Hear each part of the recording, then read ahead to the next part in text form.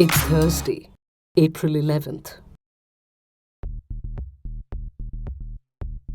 In a setback to the Modi government, the Supreme Court on Wednesday unanimously rejected the preliminary objections raised by the centre on the admissibility of certain documents the petitioners had relied upon while filing a plea seeking review of the court's Rafale judgment. The review petition will now be adjudicated on merits.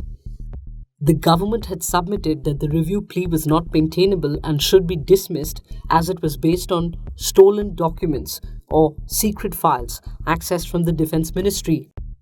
The petitioners in their review plea had submitted that the court, while rejecting the original petition seeking independent probe into the Rafale deal in December, had relied upon incorrect claims made by the centre in a sealed envelope. They referred to investigative news reports published in The Hindu to make that point. The Hindu had in February published a series of reports on the Rafale deal based on government documents the newspaper accessed. The newspaper cited from documents to contend, among other things, that the Indian negotiating team's position was weakened and the French position bolstered because of the parallel negotiation track opened by the Prime Minister's office. The opposition has been alleging corruption in the deal to buy 36 Rafale jets from France. Apart from questions over pricing, the opposition has raised questions over Rafale manufacturer Dassault partnering with Anil Ambani's Reliance Defence instead of state-run Hindustan Aeronautics Limited and the alleged role of the Modi government in this decision. Supreme court ने clear कर दिया है कि चौकीदार जी ने चोरी करवाई। Supreme court ने एक्सेप्ट किया है कि राफेल मामले में कोई ना कोई करप्शन, कोई ना कोई भ्रष्टाचार हुआ है। The president of a party which had been in power for so many years has completely shown his frustration by attributing words which have not been uttered by the Honorable Court. It does verge on contempt, and I reiterate that point. Whoever has given the right to misinterpret the court's verdict, which is, I've explained to you, to a limited point of whether these documents, which we still hold, have been illegally obtained, can be used or not. And it is only to that limited extent the court has said, produce it as and when I look into the review. September 2019, as per the agreement, Rafale is coming. Thank you very much.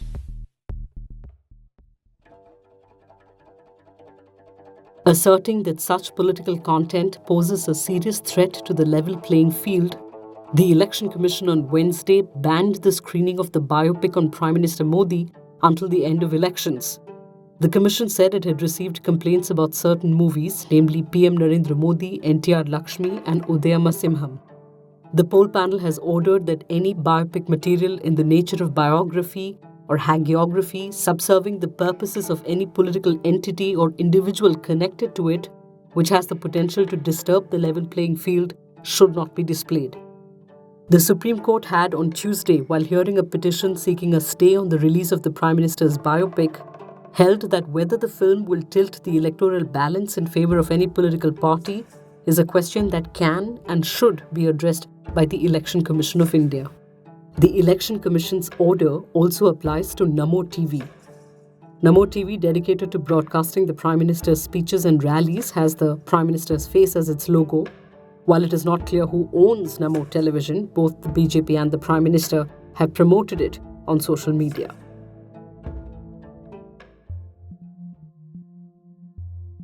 Voting for the first phase of elections to the 17th Lok Sabha is now underway.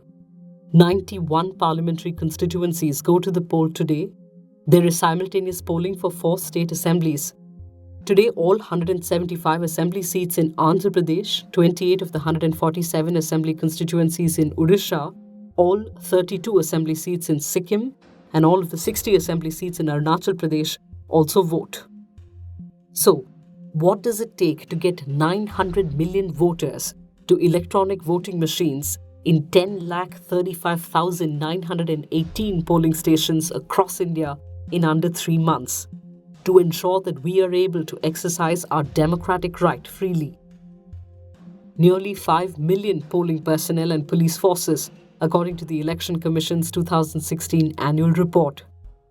In the 2014 general election, the staff deployed in polling booths alone numbered 37,31,897, not counting the vast number of security and other personnel.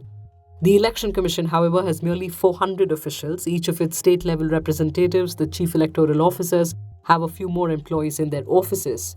These staff comprise a fraction of the personnel required during the elections. So where do the rest of the polling staff come from? The majority of polling personnel are temporary staff recruited from virtually every branch of government. They comprise teachers, engineers, clerks, accountants, administrative and support staff from across departments including government laboratories and hospitals, security and police personnel, bus drivers, railway staff, Anganwadi workers responsible for early childhood care, as well as primary healthcare workers. Government staff are deployed because they would be subject to the control and discipline of the government at all times, writes former Chief Election Commissioner S.Y. Qureshi in his book An Undocumented Wonder, The Making of the Great Indian Election. Employees from the private sector were deliberately kept out of election duties as no administrative control could be exercised over them once elections were over, he writes. For the period of the Lok Sabha elections, which typically last between 45 and 90 days, these government employees are untethered from their regular posts and deputed to the Election Commission. In a setback to the Congress in Gujarat, OBC leader Alpesh Thakor has quit the party.